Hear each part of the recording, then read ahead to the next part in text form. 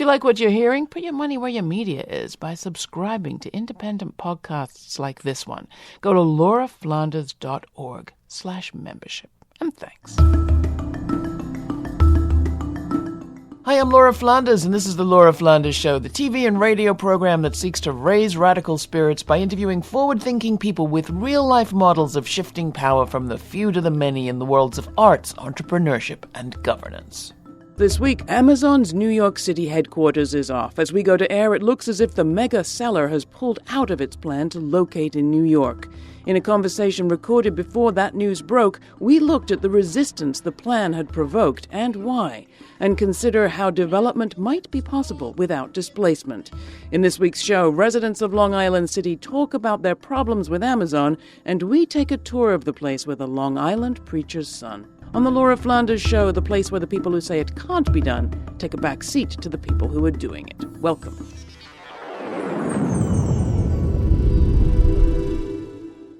After months of aggressive competition among cities, the Amazon Corporation chose Long Island City in New York and Crystal City, Virginia, for their new headquarters, HQ2.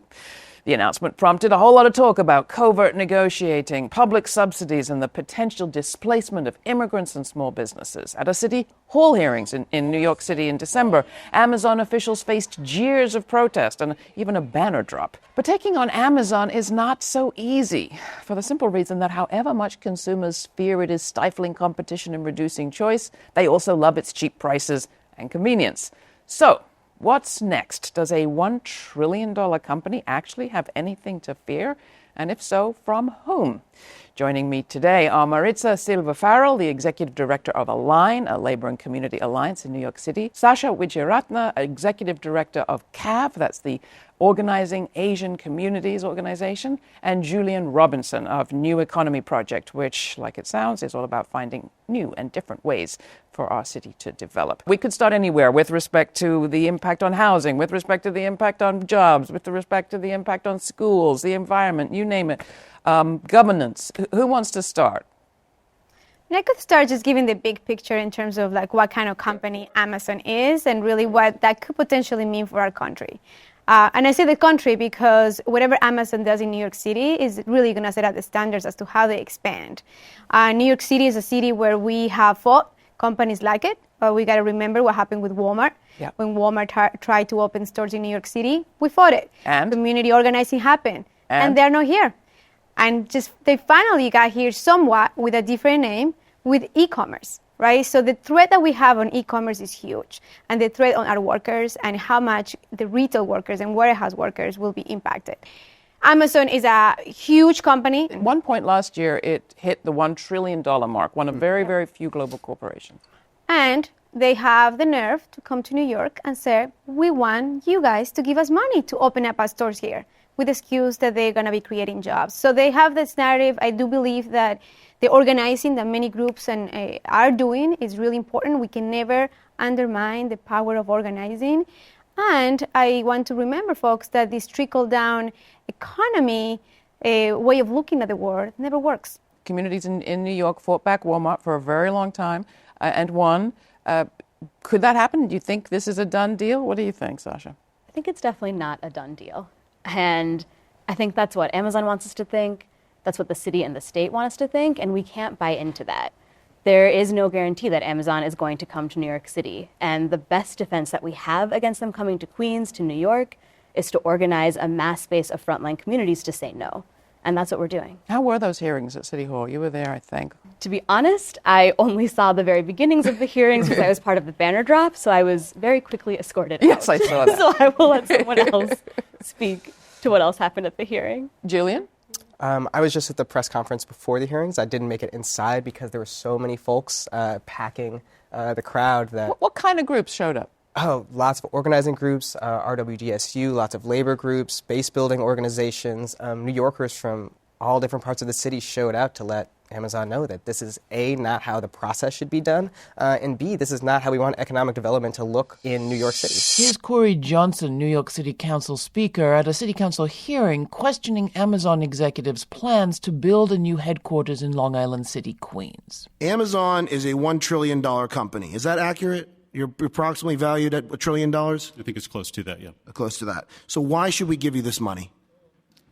So these incentives, they're performance-based, which means that we will not receive any money until we create jobs and make these investments. But you're worth $1 trillion. Why do you need our $3 billion and we have crumbling subways, crumbling public housing, people without health care, public schools that are overcrowding? Why do you need our $3 billion? This project is going to provide over $186 billion in positive economic impact to the state over the next 25 years. That includes over $14 billion in additional tax payments. That analysis was done by someone who was hired by the state of New York and not by neutral third-party academics or companies that could provide that economic analysis. What you're citing was done by people who were hired to do that on behalf of this project. It wasn't done by a neutral third party. So why do you need if you're worth $1 trillion, why do you need our $3 billion? We believe this project will be a positive economic impact for the city and the state. We're here to create jobs, and not only our 25,000 direct jobs, but the thousands of indirect jobs that will result from this. Would you be willing to go through ULURP? Not at this process. I believe we are proceeding with the GPP plan. So you're saying no to the community who you want to be neighbors with. You're saying no to the city council and the local city council member. You're saying no, you won't go through ULURP. I don't think that's an option at this time. It is an option. So is all of this discussion of Amazon coming to New York because of the high quality of education and the highly available resources in terms of technology, trained workers, is that just guff? I mean, who are they really here for? And what do we learn, or what are we supposed to think about the fact that they're going to be bringing their business right next door to the nation's largest public housing project, the Queensbridge houses? Those two things, I mean, raise a lot of flags for me. Who wants to address that? So when we're talking about the Amazon development and we're talking about how they came into the city, we're really looking at two diverging paths of what economic development could look like in New York. Right. On one hand, we have an investment in, a $1 trillion company, the world's richest man. And on the other hand, we have this amazing resource and wealth in New York of New Yorkers organizing cooperative and community-led institutions. We have the resources that are the folks that live in the Queensbridge houses. We have this amazing wealth of resources of folks who live in Queens that are organizing worker cooperatives, that are organizing community land trusts. And the city and the state have an opportunity to invest in New Yorkers, and instead they've decided to pursue this other economic development strategy where mega corporations are deciding what development looks like. I mean, I think that we got the numbers. It was close to $1.5 billion that the city is paying, maybe the city and the state are ponying up together, for just the job part of this. It comes out to something like $48,000 per job. Will those jobs go to any of the people in Queensbridge? Are those the people they're happy to be moving near to? Of course not. And people in Queensbridge know that. When we asked our members and our member leaders, and even just people walking down the street, what do you think about these jobs? Are they going to come for you? They instantly said no. These are working class people. This is not who Amazon wants to hire. It's not who Amazon wants to be the face of the company, and it's a headquarters. It's not a warehouse. And so even these jobs that are so terrible, like, it's not even those jobs that would go to the. And what about the people that we're working construction? Would they get the construction jobs? Possibly, and that's temporary. And if you get a construction job and something comes up next to where you live, it's 7,000 people living in the Queensbridge houses, and the value of that land skyrockets. All the grocery stores that you have access to are gone. Where you do your laundry, gone, right? All of these other services are not going to be there. And maybe, I mean, NYCHA's facing crisis, as people know. Public Housing Authority. And so I think folks are even worried that that land might become so valuable that NYCHA tries to sell it. And so what's the point in getting a job for a temporary amount of time if then you don't have a place to live? This is the Laura Flanders Show. I'm Laura. My guests are Sasha Wijeyaratne, Executive Director of CAV, Organizing Asian Communities, Julian Robinson, Program Associate of the New Economy Project, and Maritza Silva Farrell, Executive Director of Align, a community organization. Our conversation took place before Amazon announced that it was pulling out of its deal to build a headquarters in New York City's Long Island City. After the break, I played devil's advocate and asked, why was it such a bad deal? After all, the art of the deal had promised to bring not only jobs, but also much-needed improvements to the subway and new infrastructure. Wouldn't that benefit everyone? Later in the show, we'll go to Long Island City and take a walkabout with Pastor Bishop Mitchell Taylor. He serves that very neighborhood which Amazon was going to make its home, including the Queensbridge Houses, the largest public housing project in the country. Take a moment now to follow us on social media, share our posts, and add your comments. And if you're not already subscribed to our podcast, please do it at the website lauraflanders.org/listen. As a podcast subscriber, you'll receive all sorts of extra content, including my weekly commentaries. The latest was titled An End to Amazon's Two-Bit Romance, on the company's breakup with New York on Valentine's Day, no less. Here's a classic from Pete Seeger singing Which Side Are You On?, a song featured on his 1967 album Pete Seeger's Greatest Hits, written by Florence Reese in 1931. If you're a music artist and would like us to consider featuring your song on the show, we welcome your submissions. Email us at podcast@lauraflanders.org. More to come. Which side are you on? Which side are you on, boys? Which side are you on? They say in Harlan County there are no neutrals there. You'll either be a Union man or a thug for J.H. Blair. Which side are you on, boys? Which side are you on? Tell me, which side are you on, boys?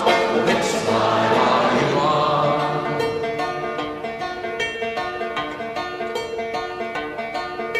My daddy was a miner, and I'm a miner's son.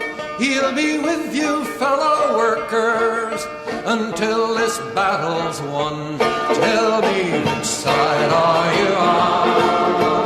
Which side are you on? Sing it! Which side are you on? Which side are you on? The other side of the argument, the story that has been told to a lot of people around the country and the city, has been that this development will bring not just the jobs, but improvements to the subways. It will bring new infrastructure investment at the behest of Amazon, but it will benefit everybody. Are you against investment in the subways? I mean, investment on the subways is needed. We need investment today. We need it yesterday, actually, right? That is totally right. I don't think Amazon would want to invest in our communities. Amazon is the kind of company that thinks only about their bottom line. They've proved it everywhere in the country and in the globe. You know, you've seen the walkouts of workers, right? Walking out of the workplace last year, those walkouts happened many, many times. That's one. And two, the investment needs to come actually from our government. Our government needs to put in the money on the investment on subways. But isn't that part of what they're saying? These public subsidies will take the form of investing in transport and all the rest? Actually, council member and speaker of the city council, Corey Johnson, asked that question of Amazon and asked that question of the president of the EDC corporation, say basically like, will you prefer to give the money, this amount of money that we have, to Amazon rather than giving to the public housing? Tell us how much public housing actually needs. Right? Like those questions were asked at this past public hearing that they have. And EDC, obviously, they think that the trickle-down economy model is a model that it works. Mm-hmm. They haven't learned their lessons. Corporations do not care about the people. We learned what happened in Detroit. Corporations leave vacant spaces. So it's hard to believe. And also, I would say one more... Corporations care about some people. They care about their shareholders. They have a job. I mean, I always think that we kind of vilify the corporation that is kind of doing its job, raising money for its shareholders. It's kind of up to the rest of us to organize to change that. Mm-hmm. Who was it that said power concedes nothing without a demand? Would union organizing help? Would organizing to require that they actually abide by certain rules, regulations, make hard and fast agreements with the city? Yes. I mean, I think, yes, any kind of organizing helps. And I think it's important to hold on to the end goal is that Amazon doesn't set foot in Queens. So an organized base of workers in Amazon is an amazing victory, and it doesn't change that the impact of Amazon in Queens is devastating. And there are no negotiations around that. There are no concessions around that. There's no other solution that lets people who are in Queens, have historically lived in Queens, not get displaced, and that keeps Queens as the immigrant and people of color borough that it is. And so, of course, there might be investments in the MTA and other things, but the question is then for who? And there's a long history of these agreements happening, these concessions being made, but the communities that have historically and systematically been excluded from these economic benefits continue to be excluded and continue to be displaced. And it's a question of, I think you were saying, that it's who has the levers of power? Are we giving the levers of power to Amazon and allowing them to make concessions on their deal? When in reality, the power should be with New Yorkers. We should be making the decisions about what our neighborhoods look like, what our housing looks like, what our workplaces look like. We shouldn't be asking them to give us power back. It's our power in the first place. Well, let's talk about that power. And the other insidious part of it that I've been seeing is the relationship, the way that this deal has changed the relationship between New Yorkers and the city government. I read, as I was preparing for this segment, about basically de Blasio has been caught in a lie when it comes to what was committed to with respect to alerting Amazon to public records requests were people to try to investigate more about these agreements. What do you understand about that? And what does it mean that government is being undermined by Amazon in a way, and our faith in it? This is a progressive mayor, I should say, with a progressive majority on the city council. I mean, I think it goes back to these problems with the process. It seems as though the mayor and the governor wanted this deal to be done. They have this idea of what economic development should look like, and they didn't feel as though New Yorkers should have as much of a say. And that's, as you know, it's very problematic, it's very troubling. And if we were to rebuild that trust, I think they need to pivot to this new vision of what economic development can be and look towards all of these groups that are really building community-led and cooperative institutions in their neighborhoods. I think if the mayor and the governor were to take that money, it's, again, an incredible amount of money, $3 billion with a B, and give it to communities and allow them to make their own decisions, I think very quickly New Yorkers would say, oh, okay, I can get behind this. You're trusting me. You're investing in me, a New Yorker, instead of Jeff Bezos and, a mega corporation to make these decisions. I mean, $48,000 to 25,000 people living in Queens. What's your vision of what could be done with that kind of money? Oh, yeah. I mean, if you talk to anyone in NYCHA, I think there's a vision around what public housing could actually look like, what housing could actually look like, and if we could actually own the land that we're on. I think there is this question of community control. What does it look like for communities to actually determine everything about our lives, our own education, our own healthcare, our own schools, our own housing, that housing is actually a human right that's not negotiable at all? I mean, there are so many different ways. Are you that seeing we people losing kind of housing already, not in the public housing projects, but elsewhere? Are landlords already throwing people out, as it were?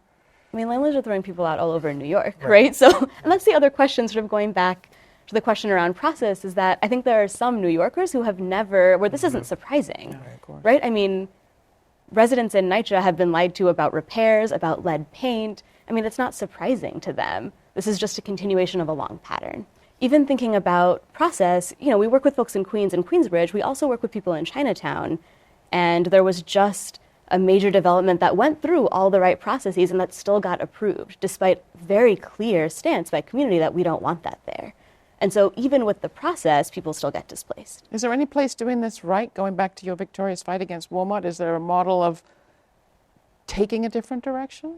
I mean, when we fought Walmart, we fought them, and then we were able to put a grocery store that was unionized in the same location.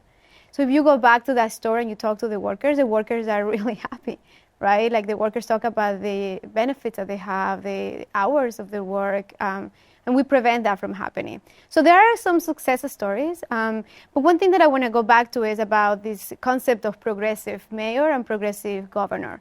A progressive mayor and a progressive governor does not give away $3 billion to a company when you stay and your city is in crisis, in housing crisis, transit crisis, education crisis. So I just want to go back. You certainly don't do it behind closed doors. And you don't do it because the transparency piece is really important to highlight that. And the other thing that I think is very important, it's specifically how are we envisioning our city and our state, right? Like, what do we actually want? And I agree, like, investment in our communities is right. We need to have worker cooperatives. We need to ensure that workers have a right to be able to organize. Amazon actually said it. Somehow, at the hearing, they think, oh, yeah, we will let workers organize if they want to. And a worker who was sitting right next to me at the hearing, he laughed. He's like, really? I just got fired. I just got fired. So that's the kind of company. I just want each of you to give people a sense of what they can do to get involved if they want to either find out more or get active. What can they do? Well, there is a lot that can be done. So the governor and the mayor bypass many of the laws, and there are a lot of elected officials in the city and the state assembly and the senators need to actually hold their power. They cannot allow for the governor to just make decisions for us, and that's accountability. Similarly with the city council. City council is asking the right questions. They have asked the right questions. There will be a series of hearings where we have to actually hold not only Amazon accountable, but also to other elected officials. So that will be a way to just mobilize, be on the ground, and just don't let Amazon to come in. Thanks, Maritza. Sasha? Yeah, I would say follow the lead of public housing residents, of working class communities in Queens, and especially if you live in Queens, start organizing your own neighborhood. The only thing that's going to stop Amazon is a mass base of people in Queens and across the city saying, we don't want this. So wherever you are, wherever you live, start talking to your neighbors, start talking to your friends, to your family, start organizing your community to join this fight. The great Irish socialist Connolly said, the only secure community is an organized community. Julie? I mean, in addition to these things, I think a big thing is organizing and building on this incredible amount of momentum for the cooperative economy. You have the community land trust movement in New York growing. I mean, there's 13 groups around the city that are building on that momentum to take land out of the speculative market so that if Amazon, however it does come in, or if any corporation comes in, folks won't be displaced. You have, the worker co-op movement, the food co-op movement, the financial cooperative movement growing in New York City, and these are all building towards a new vision of economic development. And if that can build power and show that there's another path forward, then, maybe we won't need Amazon to come in. Well, we certainly don't need Amazon to come in. Maybe that argument won't even be able to be on the table. I completely agree. I think in order to have change, you have to imagine change. We imagine it, but we can also see it out there in lots of places. So thank you both, thank all three of you for coming in. It's been a great pleasure to talk with you. Keep up the great work. Thank you. That was Sasha Wijeratne, Executive Director of CAV, Organizing Asian Communities, working to build grassroots community power. Maritza Silva Farrell, Executive Director of Align, a long-standing alliance of labor and community organizations united for a just and sustainable New York. And Julian Robinson, Program Associate of the New Economy Project, which focuses on campaigns to change the ways that corporations operate in the city and perpetuate inequality and poverty in their view. This is the Laura Flanders Show. I'm Laura. Next, we head to New York City's Long Island City for a walk around the neighborhood that Amazon was going to make its home with Bishop Mitchell G. Taylor, senior pastor of Center of Hope Church International and the co-founder and CEO of Urban Upbound. The motto of that organization is Tackling Poverty, Changing Lives. Hey, man, you all right? All right. Good, good. My name is Bishop Mitchell G. Taylor. I live in Long Island City and have been since 1966. My exposure to Long Island City was because of my dad, Bishop Moses Taylor, who they named a street after him just a block away from here. My dad had an interesting love for Long Island City. He started his church in Long Island City in 1961. My whole association with people in Long Island City was the housing developments, because all the members of my dad's church came from the housing developments. We're at the corner of Queensbridge Houses. Remember, Queensbridge is the largest public housing development in the country. 96 buildings, 6-block radius, 3,142 apartments. 8,000 people are on the lease. Potentially 16,000 people live here. This is Queensbridge. This is us. Probably if you were somewhere else, people would immediately say to you, the gentrification train has come. But in public housing, we have a very unique opportunity. I'll tell you why. Because in a sense, we're living in a protected community. my thought is that as we see Long Island City developing, that creates entrepreneurial opportunities for folks that need a little push, just a little technical assistance in, putting their business plan, putting their business in place. When there's new development, new people, new opportunities, all kinds of opportunities present themselves to you. Now, here we have another mammoth opportunity, and that's Amazon. I'm not saying that Amazon should solve the city's problems, but the point is, something like this coming to our neighborhood, there should be some residual, at the very least, benefit from them being here. So this is the Center of Hope here. One of our models here at the Center of Hope is that there's no hope like hope at the center. And the second part of that is you may not belong to the Center of Hope, but the Center of Hope belongs to you. And so we have always been a church that focused on the socioeconomic condition of folks in our neighborhoods. Yes, it's about spiritual things, connecting to God, but, also connecting to God alone is not a guarantee for personal success or wealth building or living life good. My whole thought in, bringing this focus to public housing was that no one was talking about it. No one cared about residents that live in public housing and the challenges that they faced. And we realized that one church couldn't solve the mammoth problems that existed in public housing. So we wanted to create an alliance so we can change the historic pattern of dealing with poverty, which was usually from the outside in. We wanted to change that dynamic and do it from the inside out, and not from the top down, but from the bottom up. And that's what we did.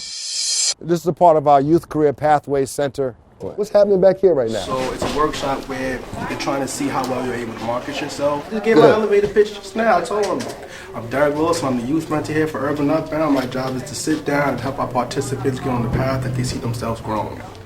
My man. Why did I create Urban Upbound? Because I wanted to create a ladder for people to get out of poverty. I wanted them to stop waiting for someone to do something for them and do something for themselves. And I realized if one voice spoke, it could easily be ignored. But if 1,000 voices spoke, it could never be ignored. And so we built employment center. We built entrepreneurial development centers. We built cooperative business development centers. We have technical business assistants here on the Long Island City campus. We have one-on-one financial counseling. We have youth development, both academic and vocational. And we own our own bank, the Urban Upbound Federal Credit Union. So it's the ideology, the thought that we're taking those steps. The same care that we take in making a plan to accommodate the richest, largest company in the world coming to New York City, less than a half mile away from the largest public housing development in the world, needs to go into the capital repair deficit that exists just a half mile away. If the state, the city, and Amazon do those collaborative things through public and private partnerships, I think that will change the city and the opportunity and access for residents exponentially like we've never seen before. My greatest hope that residents of Long Island City would be connected to the new economy and not be left out. For more information on today's guests and past programs covering the multitude of issues intersecting on the latest with Amazon, go to www.lauraflanders.org. That's where you can watch this week's show and support our coverage of people power in action. Become a member by making a one-time donation or becoming a sustaining supporter with a commitment of as little as $2 a month. That's www.lauraflanders.org/donate. Next week, economist Sylvia Federici and historian Peter Linebaugh discuss commoning, and I ask the question, is society going off the rails or going through a transformation? We'll also talk about the role of arts in city planning. This show is produced by yours truly, Laura Flanders, with Monica Mohapatra, Charlotte Carpenter, Nat Needham, Natasha Gaspar, Jeannie Hopper, Joanna Pinto, and Dominic Marcella. The Laura Flanders Show is made possible from the Novo, Ford, Tomcat, Cloud Mountain, and Fonda Foundations, as well as by listeners like you. So thank you. Stay kind, stay curious. Until the next time, I'm Laura.